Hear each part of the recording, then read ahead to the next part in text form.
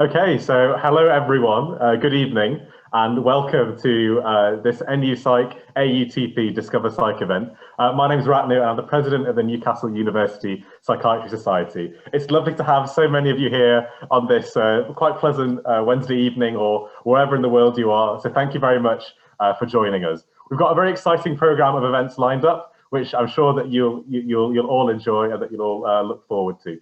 So the plan for tonight is we'll just do a couple of minutes of housekeeping and then we'll move on to our speaker, Dr. Becky Inkster, who'll be talking for about 45 minutes about the subject of AI in mental health, after which there'll be a 15-minute Q&A at the end. Now, there should be a link that you were sent in your Eventbrite emails, which has a link to a Google form, which allows you to submit questions either anonymously or you can put your name down. And then if there's time, as many of these as possible will be responded to in the Q&A section. So a little bit about who we are. We're Newcastle University Psychiatry Society. We're a student-led, student-run, student-delivered mental health society at Newcastle University in the UK. We do talks, events, workshops, just like this one you're at now, on all subjects and all areas of mental health. We've also got a mentoring scheme, PsychStart. So if you're a Newcastle University student, you can be linked up with a consultant psychiatrist in the Northeast. Our socials are there. And if you're a Newcastle University student who's not a member, you can feel free to join up at the Newcastle University Students' Union. Membership is a £5 for a year and it gives you access to all of our events, plus all the certificates for attending them. So a little bit of small housekeeping, just to let you know that if you've not heard already, the event's being recorded. It's going to last for about an hour. You should be able to have yourself muted. You shouldn't be able to unmute yourself. Once again, if you have any questions, feel free to put them into the Google form. So a little bit about AUTP and DiscoverPsych now, who are our co-partners for the event.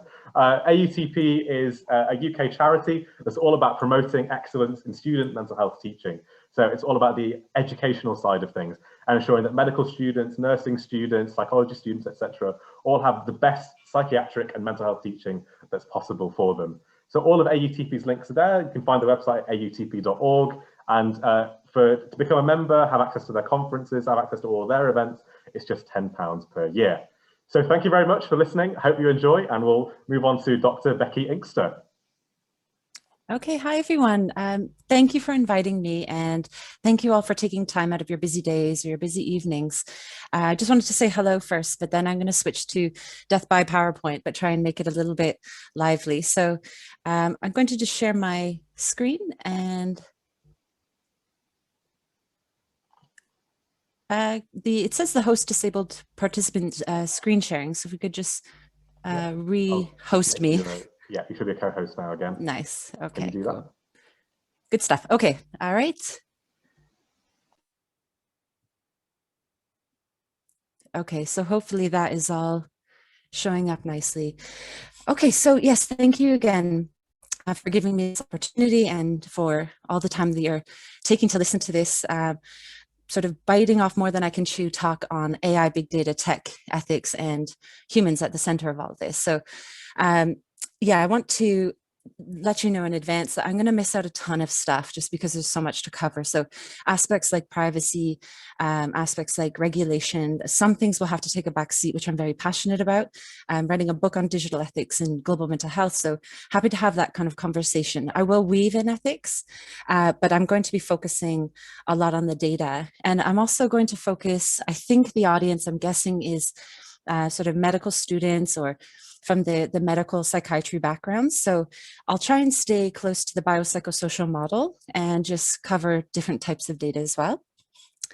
And then I saw floating around the term future. What does the future hold? And I'm going to not try and predict the entire future of the fields, but I will give you an application of my own work, my own thoughts on ways that I'm doing that. So I'm very happy to say that I have no financial competing interests. And my background is in neuroscience and mental health. So about 20 plus years in academia. I'm affiliated with Cambridge, also Turing. And in the last 5 years, I've decided to become self-employed and hold contracts with universities on project by project basis. This has freed up a lot of my time and helped me to become an advisor and to support and to learn as this is a critical time these past 5-6 years for digital mental health. becoming more mainstream. It's always been sort of around with ICBT, telemedicine, but the last 5 or 6 years has been pretty significant for the field.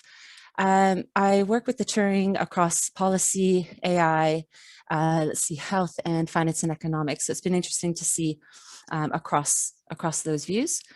And I've been advising Facebook, specifically Instagram, on policy change for the removal of graphic promotional self-harm imagery. And I've also seen a different side through the Cambridge Analytica Facebook data side, and I've made very good ethical decisions from that. I've loved hip hop since I was 5, so you're going to see my future involves hip hop. So yeah, either like it or switch away. And I've had a lot of space and time to think about how do you bring the field together, because I didn't rush into creating my own tech right away. I sort of just stood there and watched this landscape and everyone kind of scramble forward into this space. And just to highlight this last bullet point at the bottom, the Digital Mental Health Data Insights Group. This is actually a paper that came out just over a month ago. And what we managed to do was to bring over 50 digital providers together, and they shared their data insights. And this it was quite significant to show a coordinated effort for common good. And the user base was upwards of 50 million users across the world. So this is a significant demonstration.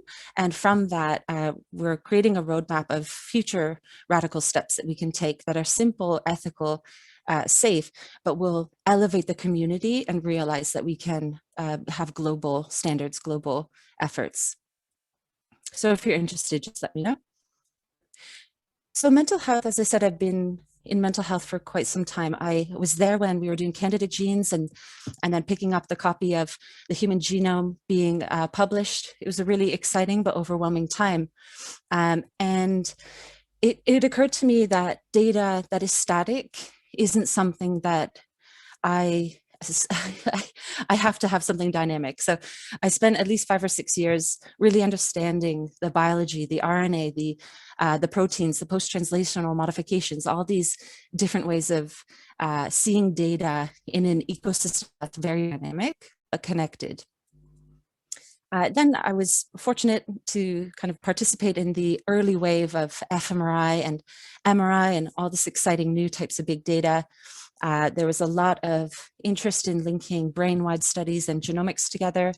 And again, through my knowledge of molecular biology, I saw alternative ways to interrogate the data. And my data strategy was often informed by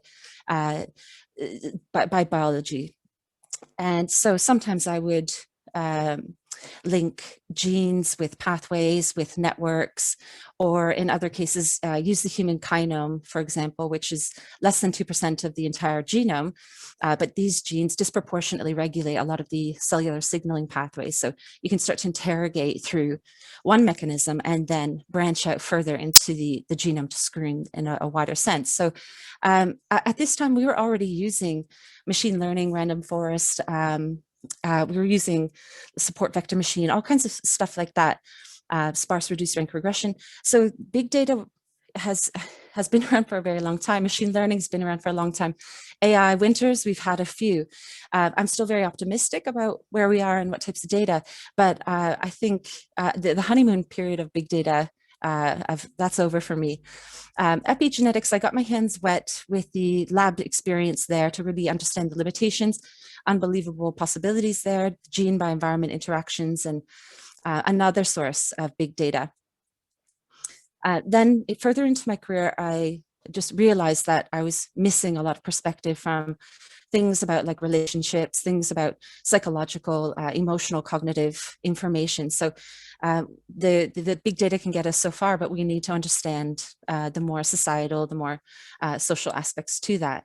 And with that came my interest in social media, again, caught up in this wave where it was new and I was just around on the scene. I think there's a lot of special things we can do in this space. So for example, even looking at mixing of genomics and social media, looking at friendship, genome-wide association studies, genes of friends. There's a lot of overlap, and there's also a lot of polarized the opposite. And people, it's really interesting to look at sociogenomics and how people's genomes might influence your behavior. And that's a lot of data and computing power required for that. So then chatbots, just another immersing myself further into the tech space, a new environment for me. And I'll go through that in detail when I speak later. Augmented reality, virtual reality, haptics, multisensory experiences, trying to pull all of these things together, tangible interfaces. And another personal interest of mine is psychoacoustics, and just really trying to understand the soundscape and how this relates to mental health and well-being, in particular the ultra audible stuff, the stuff you can't hear, the high frequency stuff. We have a paper coming out where the EEG signal is showing that it's being perceived by the human brain. Is that good? Is it bad? So we have a lot of work to make it ethical and to learn a lot of things. On the note of sound and soundscapes, music therapy is my example that I will go into at the end of my own application for the future. Engaging with people it's been the best part of this experience.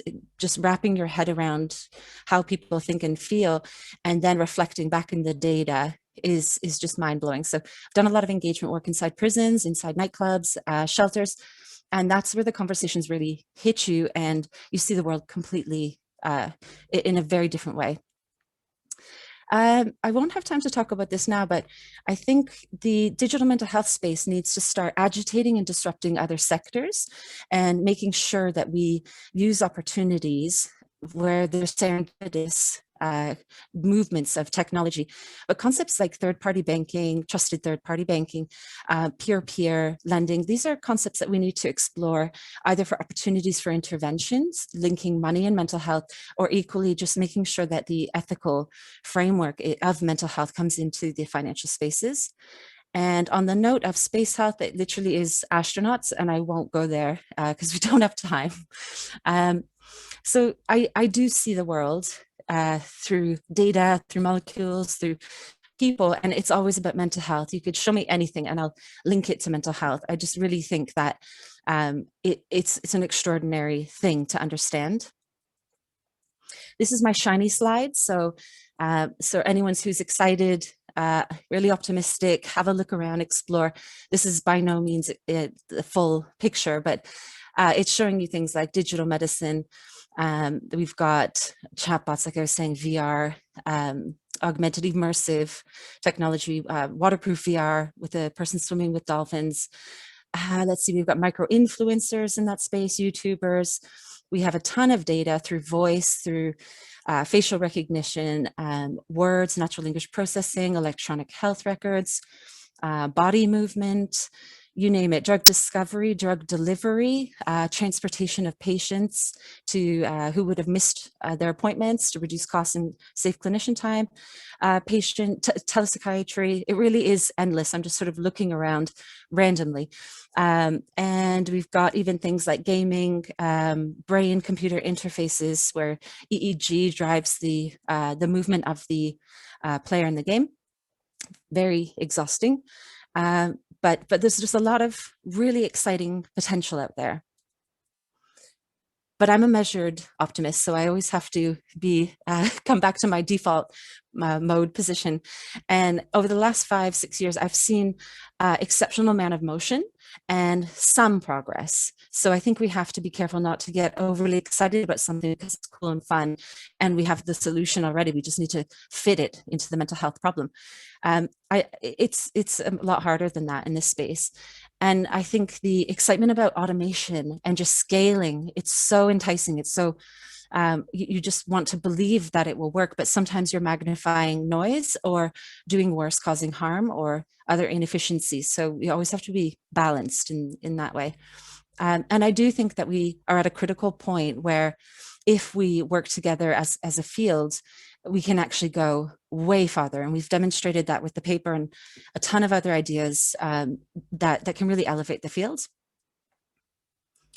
So you might have seen this before. This is a common example where if you have a model that's trying to identify this image and it's only somewhat confident that it's a panda in the image on the left, if you were to add just even like a drop of noise or introduce a very small percentage of error to the signal, all of a sudden on the right side, we now have a model that's 99% confident that it's a given. So obviously this is very obvious, but when it comes to mental health, it's not obvious, and it is subjective, and it is not black and white, and we don't have the same biomarkers as other aspects of health. So we just have to be very careful with this. So this is a bit of death by PowerPoint. I'm going to just pull random examples of big data and why mental health can be a little bit trickier than some other areas. So even things like missing data, if you are not able to do a physical examination to check the thyroid, to check neurological comorbidities, you might have someone who's appearing with depressive symptoms, but this is not the only way that you can actually improve things, that you actually do need to catch these comorbid events. And then also, sorry, just to go on that point, not if you don't have video on, you might not see weight loss, you might not see bruises or self-harm or alcohol or other things that you would normally see with this physical examination. So just keeping that in mind for remote screening. And conflicting data. So this is really interesting. I've had hands-on experience with this where I sat in front of someone. I'll talk about it later, but not in this detail. And they were giving me all kinds of data. I was monitoring their heart rate in real time. They were telling me how their mood was.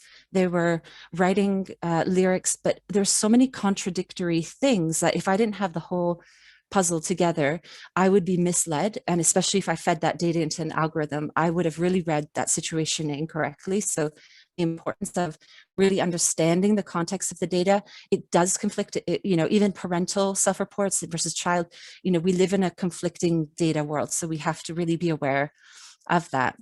Fragmented reporting, people will come and go. Engagement's really tricky in mental health. They might reveal a portion of something for a little bit and then be gone. So it's really hard. Causality is always an interesting one. This is an obvious example. It was an Instagram study where increased use of inkwell filter was associated with increased depressive symptoms. Now, obviously, there's not this causality in this situation, and a clinician would never say, please reduce the amount of inkwell filter you're using, and I'm sure your symptoms will reside.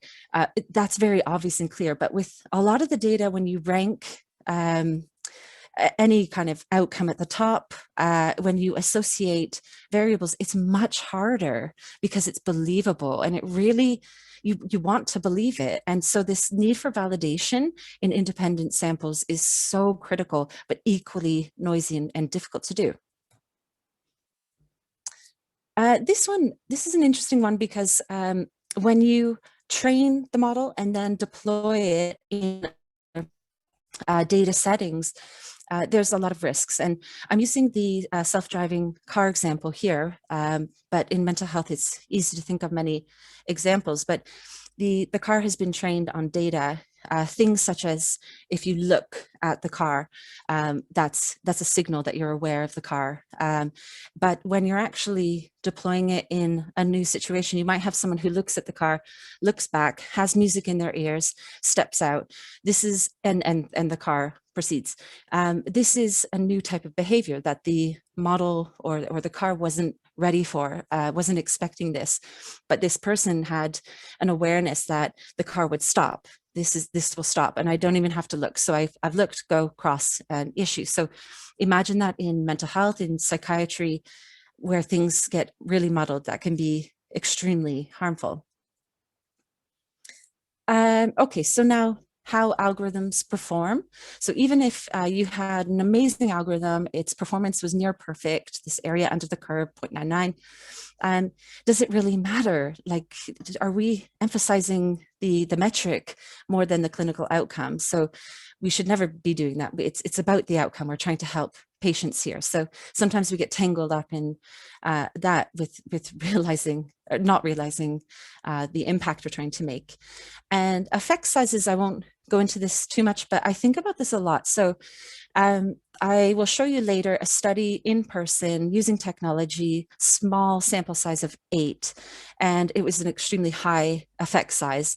Whereas you can find in the wild, remote screening, never met the person before, sample of 2,000, maybe it's a lower impact or lower effect size.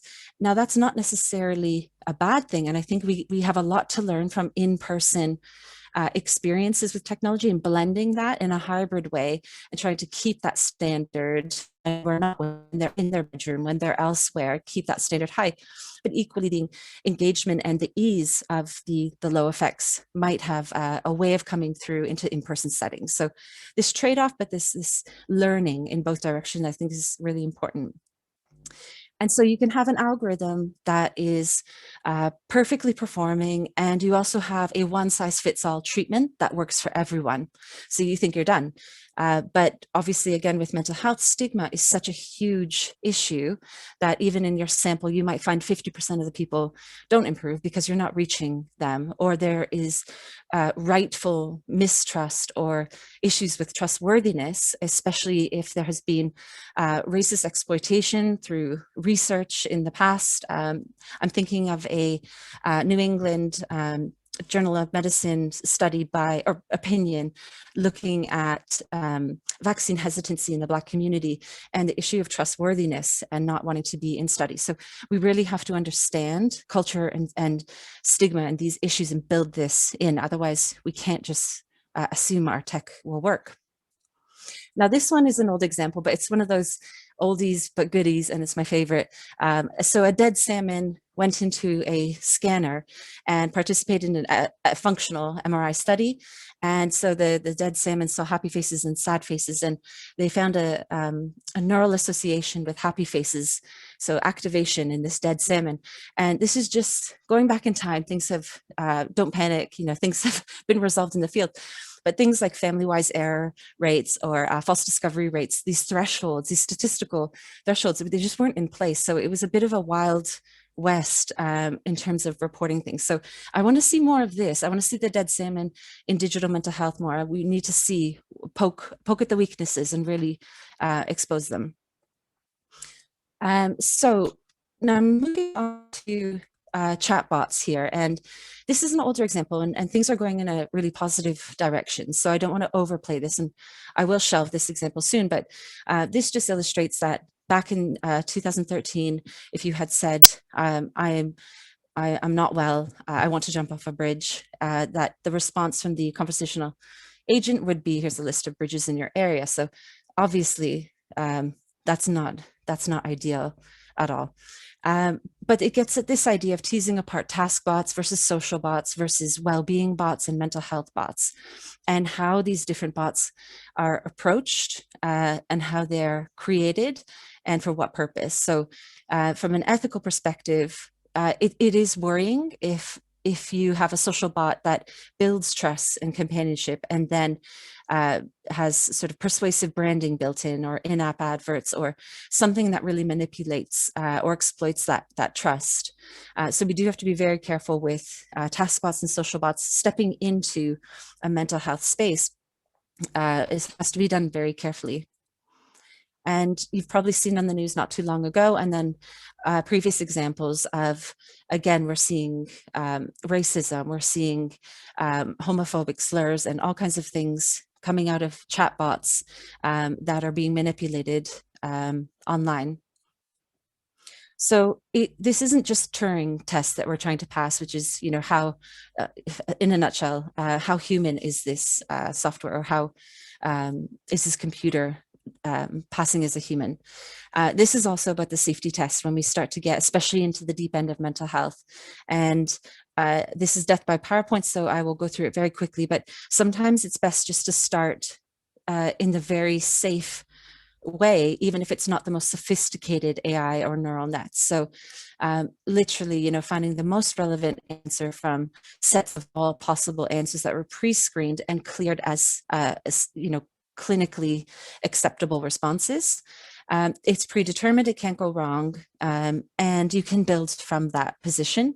Whereas sometimes if you're going into the more generative models, there's no going back. If something is said, while there are benefits with, you can create responses to unseen queries, and really there's a lot of potential, but with that comes a lot of risk for harm or making things worse. So we want this blended balance between having intelligence in the system to be able to remember that. For example, I just told you about my sexual assault. That was, let's say, 3 sentences ago. I need you to retain that information and not offer me this particular type of CBT or this type of intervention. So we need the sequence by sequence memory, but it comes at a cost where we eventually have to say, well, we will build in a specific way and branch out safely. So these are just 2 examples, but there appears to be trust. I think we need more work in this space, but virtual support.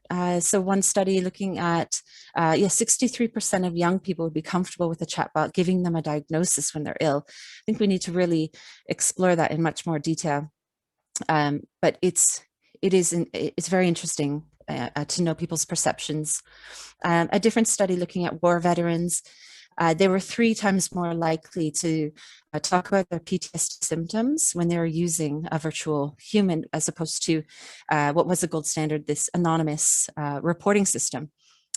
So it's interesting. You've sort of accounted for or regressed out almost anonymity in this situation, and there seems to be this extra feeling of private personal space. So for full disclosure, I am an advisor for WISA, and I have no financial competing interests. I work with their data, and I help in other ways with ethics, etc. So this was a very, this is a 2018 paper. It was a really interesting experience for me as someone who has come from a background of knowing almost everything about someone, going to a space that was so anonymous without information. This is a data minimization situation where you don't know a lot about them, gender, age, etc. But what you do hope is that the intervention and the support, the signal, is higher than the noise. So it is noisy. You can't regress out these things. You can't fine tune that. So it will be noisy. But if you can get that signal high, then there's a lot of great things with, not needing to collect data. We should really be aiming to collect as little as possible. There might be some medical students here. I think I saw a few on Twitter who are interested in maternal mental health.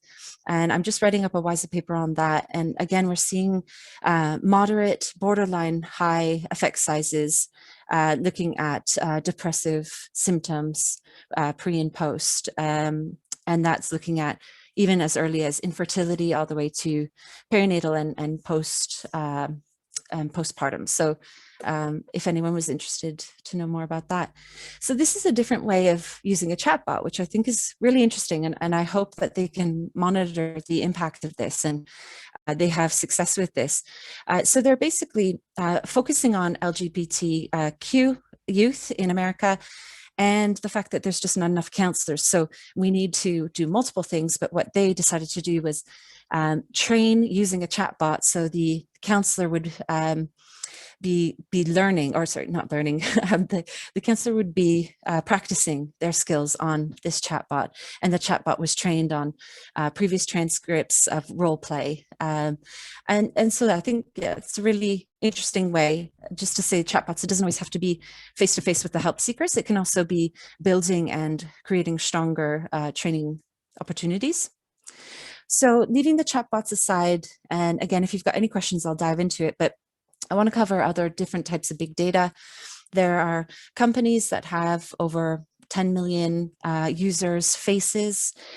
So this is a lot of data has been collected, focusing on a clinical setting and specifically on Mendelian disorders, or like neurodevelopmental genetic disorders. What has been done is using photographs, very simple photographs, looking at the facial features and mapping those to specific neurodevelopmental genetic disorders.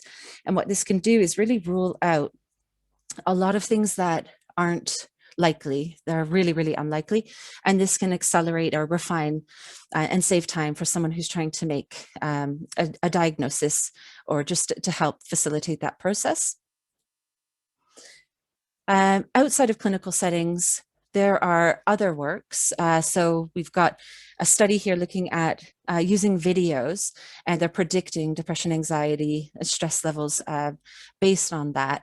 And it's, I won't say too much on that, but it starts to get a little bit, you wonder what the purposes are for, and we just have to be very clear about why we're doing these things. So face prints, it could offer us some insights, some big data into understanding affect impairments or various things, or maybe even these expressions that are preceding the onset of illness. Like, there's a very serious potential for applications here.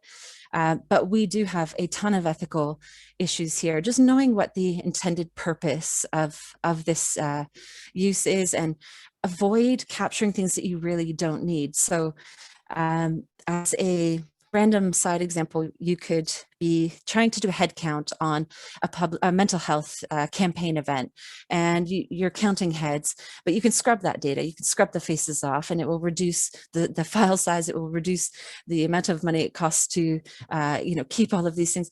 And of course, ultimately, it protects the privacy of the individual because you don't need that information. So if we can translate examples like that into the mental health space, I think, yeah, we need to keep doing that. And data minimization.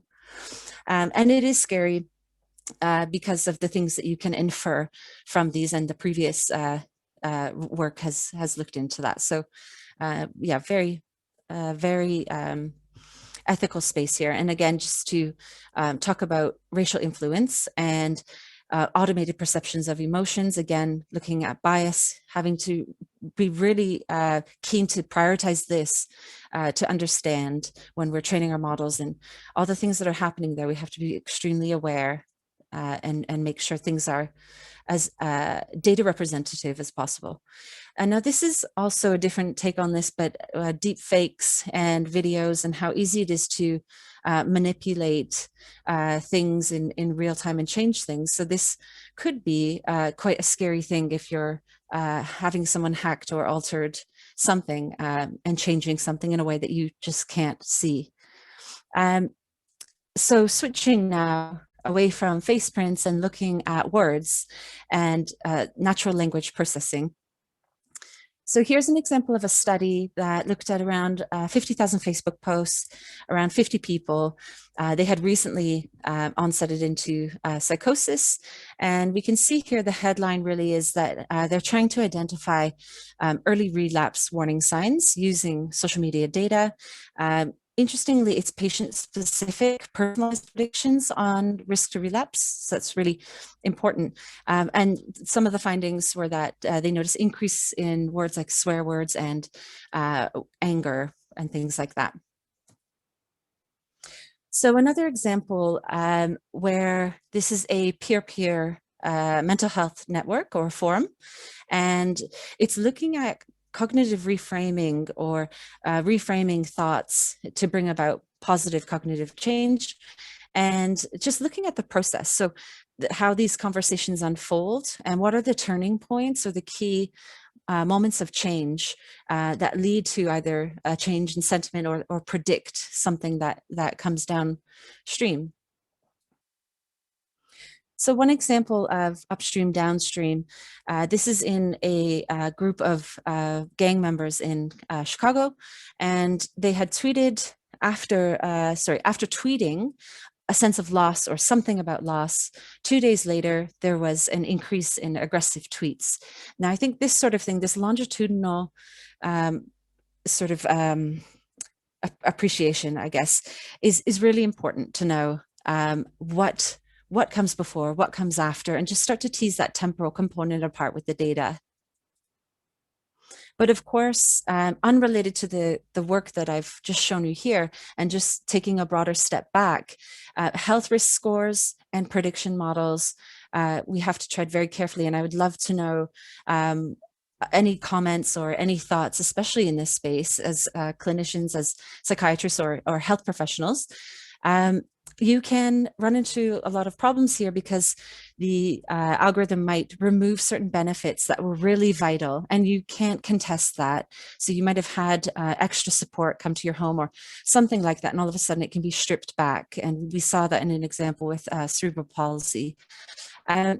The issue of false positives. Now, I know a lot of you will be familiar with these, so I won't dive into detail, but of course, hospitalized against will being on the medical record. But also, again, I would love to know your views, but the pressure that doctors would face if they decided to go with their judgment against the algorithmic outcome. And if there's a subsequent suicide or attempt, how does the practitioner sit from a liability position in that space? And how does that, for many reasons and many perspectives, how does that impact the doctor's decision-making and sense of morale as well? And another example, so if you flag someone as high risk for suicide, it's really important to understand all of the potential consequences or risks. So this is just one specific thing, but the study here, or the paper here, talks about withholding access to opioids because they think the perceived risk of overdose, or not offering post-operative pain control because of the risk of addiction, and just potentially abruptly tapering someone off of a medication. So I think we have to think very broadly about the implications to someone's life if they are labeled something that is very tricky to confirm. And I hope I'm got maybe a bit 10 more minutes or something like that. Okay, so I'll just wrap up this section before I kind of talk about my own personal work and future applications.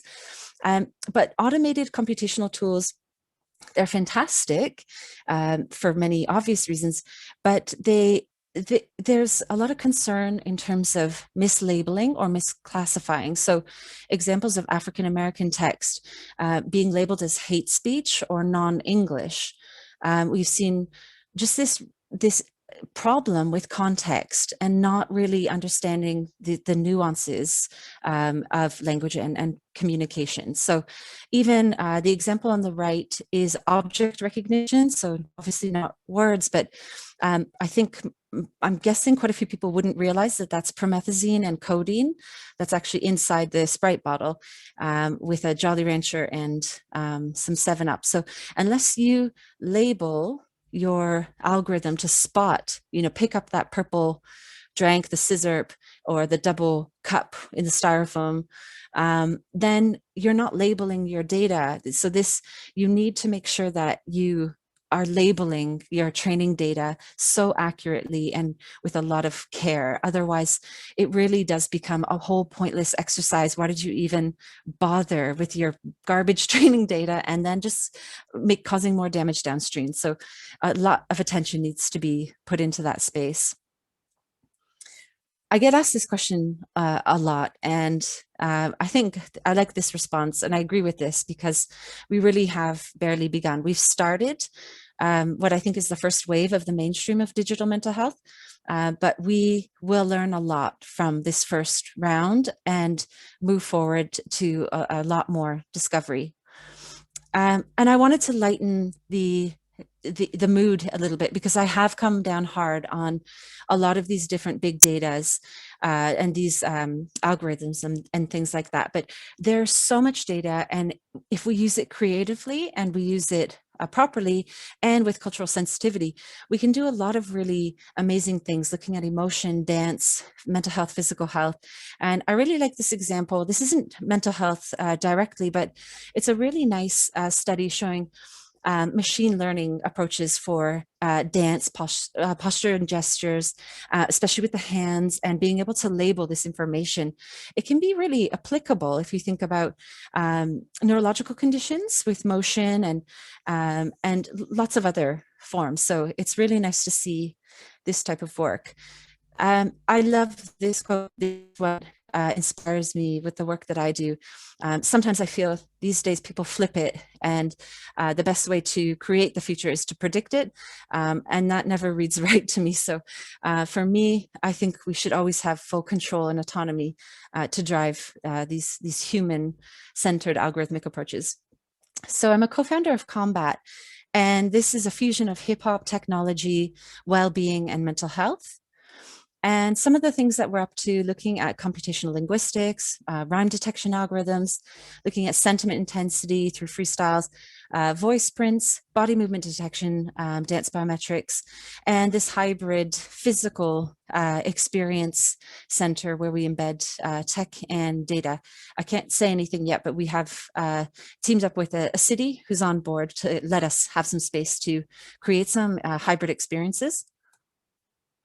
Now, if I say I believe in human-centered approaches, I have to start with a quote from a human, a participant, someone who really feels this journey and can express this journey. So through music and giving this person hope through times of psychotic experiences, allowing them to express themselves and make sense of things. So this space is very important, and we need to understand that.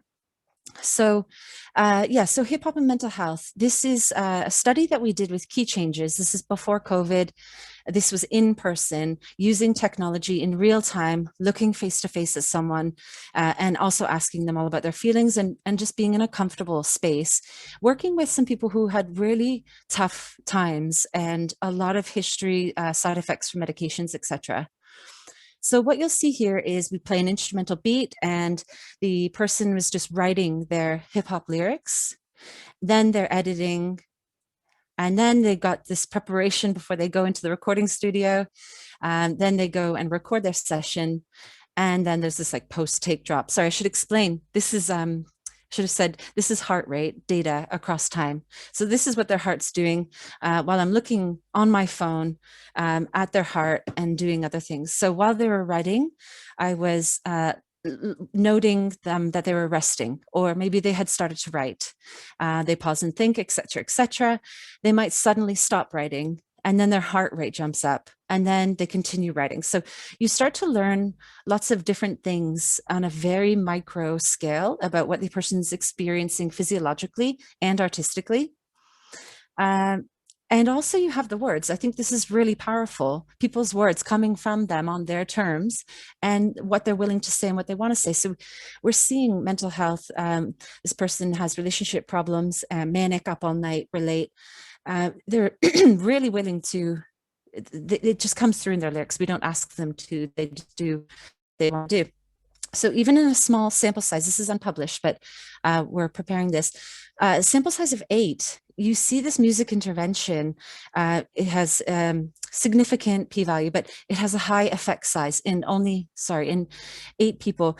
Interestingly, there is an increase of positive emotions. It's not significant, but they're pretty much as happy as they could be in a recording studio with their favorite grime artist or mentor. And it's a really great place to be. So we hit a ceiling with that, but we're noticing a decrease in negative affect in that space. And I'll touch on that a little later on. So with Combat, we're now working with Key Changes to see what people think, what they get a feel for things, and to have their thoughts fed back into the work that we do. This is one example of a freestyle tool that we've got. Remember, we've got dance and other stuff. But here what you do is you've got 15 seconds to freestyle using, if you want, these 5 keywords here. So you get bonus points if you can implement them back in your response. And then our rhyme detection algorithm scores that, and you can use that kind of information for fun, or, we do have a deeper level to this that we're building in the background. But importantly, what we're trying to do is enhance autonomy here. And just if we link this with a clinical environment, this is going to balance conversations and really make sure that personal relevant information is being heard in clinical settings. So that's very important to balance that. So in terms of, I'm going to go very specifically into psychosis and language, just as a concrete example where we can talk about outcomes and predictions. So psychosis and automated language analysis. This is just one example of a study. There's so many out there, but what you can start to do is look at semantic coherence or syntactic complexity, all kinds of different measurements and metrics that are involved with language. And there is evidence that these things can actually predict subsequent psychosis onset, and that there is this linkage between those two things. And also in terms of the voice, when we're getting the freestyle data, it's very clear, there's some evidence showing that when you ask someone to use their voice to describe something that's emotionally important, you tend to get a more significant effect with your, well, in this case, coronary artery disease. So, but trying to elicit the emotion brought out extra signal in that.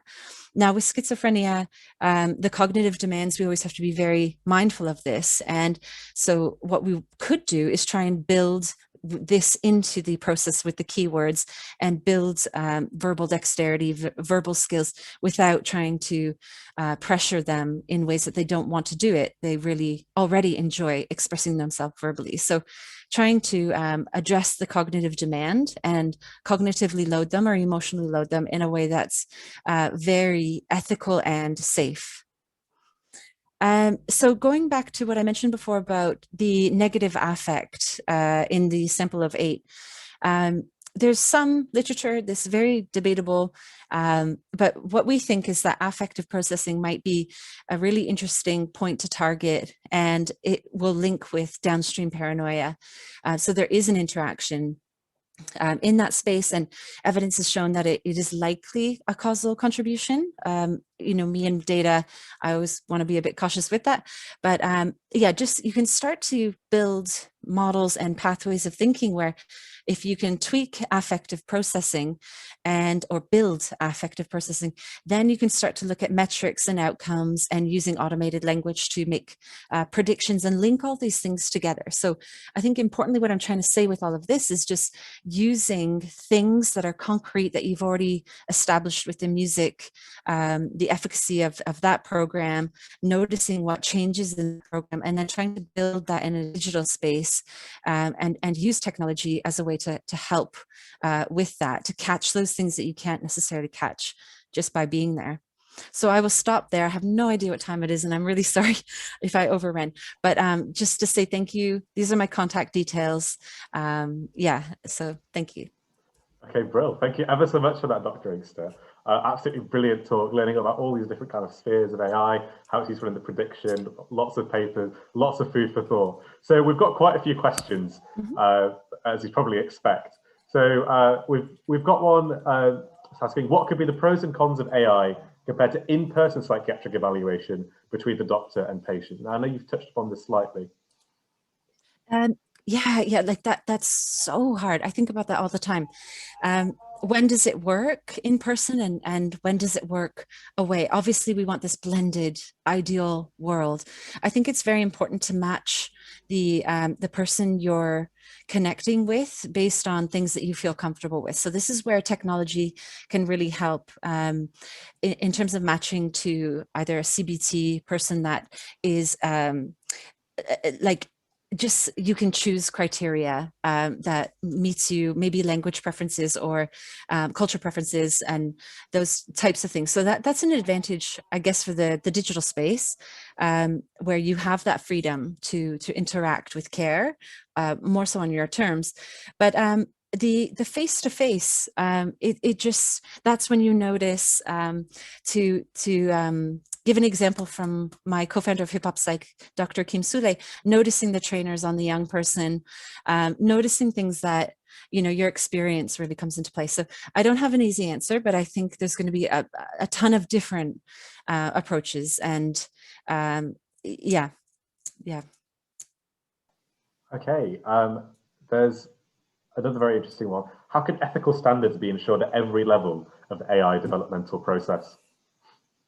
Yeah, that's a great question. Yeah, I think ethical standards, we've been having this kind of circular conversation for a long time where we talk about what matters and we say we need standards and we need to do stuff, but I think we need action. And I have one idea, which I can't actually confirm yet because I have to have a meeting and just really check things out. But I think there are real genuine ways that we can test systems with trust and learn from the mistakes that we make and be more open about the mistakes that we're making from providers' perspectives or any data perspective. And I think it's about bringing that transparency, that sense of, okay, this really failed for us, or this was an issue, but also this was a solution that we thought, or this is a universal standard that we can agree on these technical weaknesses of something. So I think that's really going to matter. There is also a quick win that I wasn't able to do yet, but it was showing positive momentum. Even in academic publishing, when you have an abstract, you've got those, the typical things, but we need an ethical sentence in there, and it has to be like bold. It has to be a headline on ethics, because there's some, like I said, the face scrubbing and things like that. You can actually teach other people that. They say, oh yes, I'll use that, and it's an open access algorithm, perfect, or script. And other things, like I've seen someone who worked with gang members, deceased gang members' Twitter data. They first obviously can't consent the deceased person, but they had a community consent. So they had an event in person where they actually asked the community to decide, and just this concept of community consent emerged. And I think that needs to this ethical headline in these in the literature. And going back to the providers just need to be engaged in sharing weaknesses so that we can plug all the gaps across everyone's, because ultimately what do they say in finance, like vulnerability is a non-competitive issue, but privacy is a non-competitive issue in the digital mental health space. So I think we all have to be transparent about weakness, and it will help others. Okay, brilliant.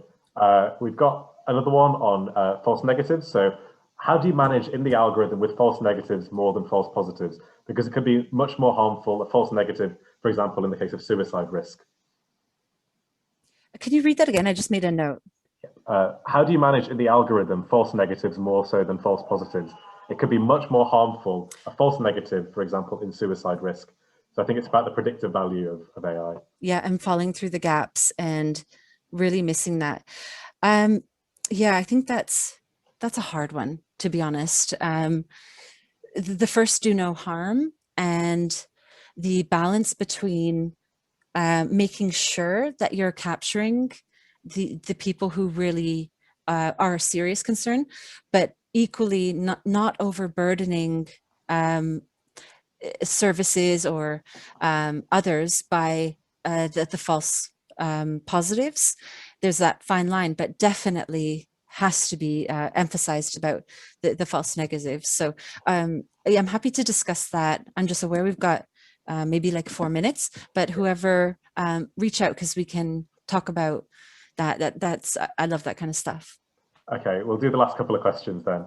So do you have any thoughts and suggestions on how AI can be implemented to improve equity and reduce racism in healthcare, not the other way around?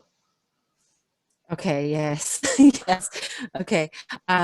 So going back to the example, again, of being able to choose a therapist that you feel comfortable with, that in that digital space, I think that's more work needs to be done in that, and matching people correctly and based on their needs and preferences. And that could be for ethnicity reasons or sexual orientation across the board. I think that from a financial health perspective, being able to do things like truly help vulnerable people who are unbanked is a really important area where we can, for example, start to look at people who are have completed a prison sentence and they're re-emerging into the community.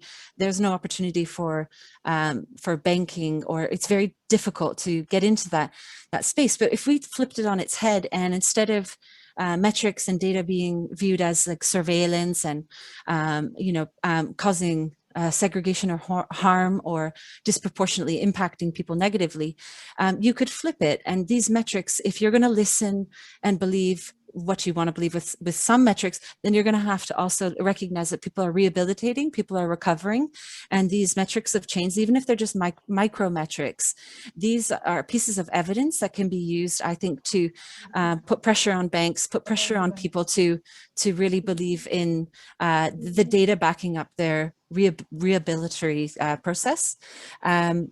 So I think that's one example. I'll stop there, but there's again tons of ways that we can make this culturally tailored, or reaching out to different groups of people to make it more engaging and equal.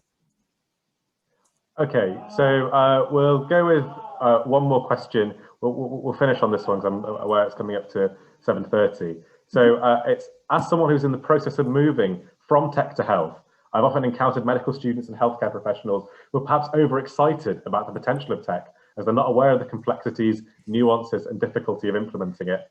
What ways do you think we can deliver teaching to people interested in getting into tech about its complexities without dissuading them? So how can we essentially make medical students, doctors more tech savvy? I love this. I love this. And I agree.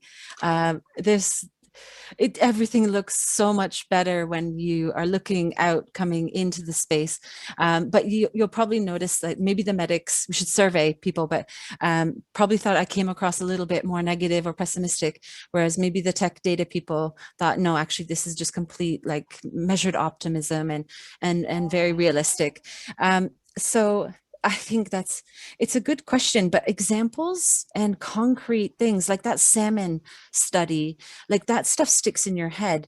And just showing, learning by making it accessible and, using examples that people can connect with, and then you bring them into the space more. So I don't really have an answer, like a 30-second answer, but again, if that person wants to chat, yeah, it's important. Okay, brill. Well, there's questions coming in constantly, but it's come to 7:30, so we'll leave it there. If you have any more questions, feel free to get in touch with Dr. Inkster on all the channels listed here.